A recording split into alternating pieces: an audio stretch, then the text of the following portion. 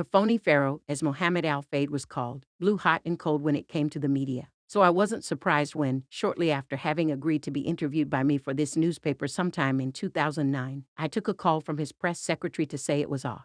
He suggested, however, that I get in a taxi to Al Fayed's flat in Park Lane and try to change his mind. Like the cat in the adage, I dithered. Al Fayed, the Egyptian-born owner of Harrods and father of Dodi, had an unsavory reputation where women were concerned. I hoped that changing his mind would not involve some sort of amorous exertion on my part. But it had been more than 10 years since Dodi was killed alongside Princess Diana, and I was curious to see if Al Fayed, who had an extraordinary capacity to swap bitter facts and illusion, had something new to say. What moved him was a hatred of the establishment, whose members, he believed, had laughed at him for so long, denied him a British passport, and then murdered his son. None of his people ever contradicted him because they were largely charlatans and cowards who surrounded him in a dense herd.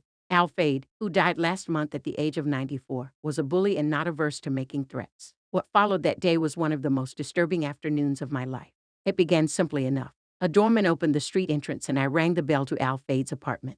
I had never met him and didn't expect that he would come to the door, but he did. He was wearing a dressing gown over a gray suit and smelled of expensive unguent.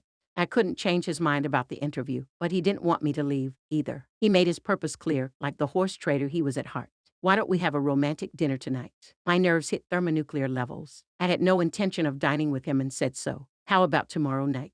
He persisted. No, absolutely not. Not the rest of the week, either. His eyebrows rose like the wings of an eagle. No, he said. Then I will show you something. Something few people have seen. This didn't calm me down until he made it clear that he wanted advice and thought I was a judicious woman. What he hoped to show me was Dodi's flat, which was next door. I wondered why he wanted me to look at a presumably empty apartment.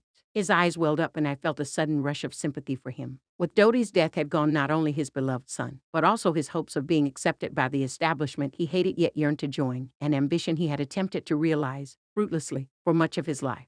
He took off his robe and I noticed he wore a silver tie of extraordinary width and thickness. On such a short man it seemed absurd. We walked across the hall and arrived at Dodi's flat. To this day, I still can't quite believe what I saw. In Dickens' Great Expectations, the embittered Miss Havisham lives out her life in the remnants of her wedding dress, preserving the moment of her betrayal in her ghastly surroundings. Al Fayed had done something even worse. He had built an organic, living shrine to his dead son. It was as if he expected Dodi to walk through the door at any second and pick up the threads of his existence.